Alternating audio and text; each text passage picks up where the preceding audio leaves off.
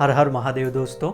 इस कलयुग के अंत में राक्षस कली को मारने भगवान कल्कि आने वाले हैं, ये हम सब जानते हैं। उनका साथ देंगे सप्त चिरंजीवी, पर इसके साथ ही महादेव भी इस कलयुग के अंत में राक्षसों का संहार करने वाले हैं। तो ये कथा का प्रमाण कहाँ मिलता है, ये सब डिटेल में जानने के लिए वीडियो एंड तक अवश्य देखिएगा। तो चलिए महादेव का नाम लेकर इस वीडियो का आरंभ करते हैं। ये कथा है नागेश्वर ज्योतिर्लिंग की, जो कि 12 ज्योतिर्लिंग में से एक है। शिव पुराण के अनुसार एक दारुका नाम की बहुत ही भयानक राक्षसी थी, जो माता पार्वती जी से वरदान पाकर वन के जीवों को बहुत ही परेशान करती थी।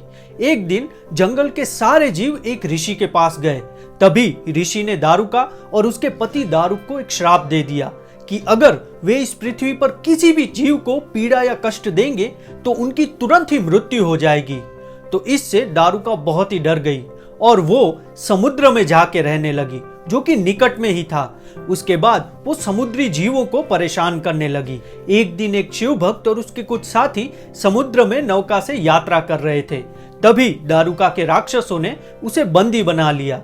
जैसे ही राक्षस उस शिव भक्त को मारने गए, तभी शिव भक्त ने मनोमन ही महादेव का स्मरण किया। उसी समय तत्काल रूप से महादेव का नागेश्वर ज्योतिर्लिंग वहां पर प्रकट हुआ और उस ज्योतिर्लिंग के तेज से सारे राक्षसों का विनाश हो गया। तभी महादेव ने उस शिव भक्त को दर्शन भी दिए और जैसे ही वो दारुका को मारने गए, तभी दारुका ने तुरंत ही माता पार्वती जी का स्मरण किया। तभी पार्वती जी वहां पर प्रकट हुए और महादेव से आग्रह किया कि कृपया आप इन्हें ना मारें, क्योंकि ये मेरी भक्त है।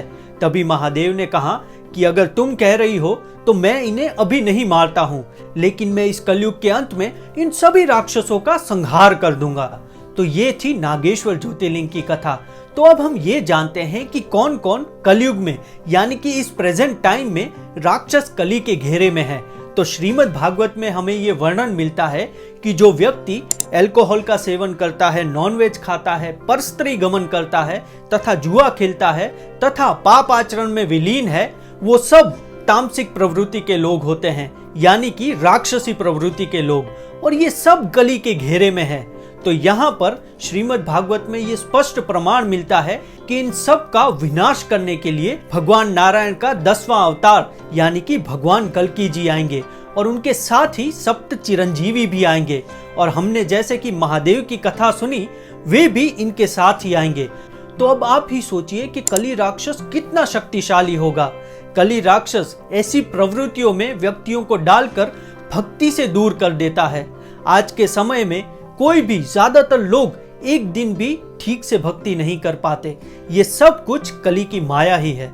हमारे शास्त्रों में प्रमाण मिलता है कि जो व्यक्ति सतयुग, त्रेता तथा द्वापर में कई हजारों वर्षों तक तप करके जो फल पा लेता था, वो इस कलयुग में मात्र एक दिन से ही पा लेगा।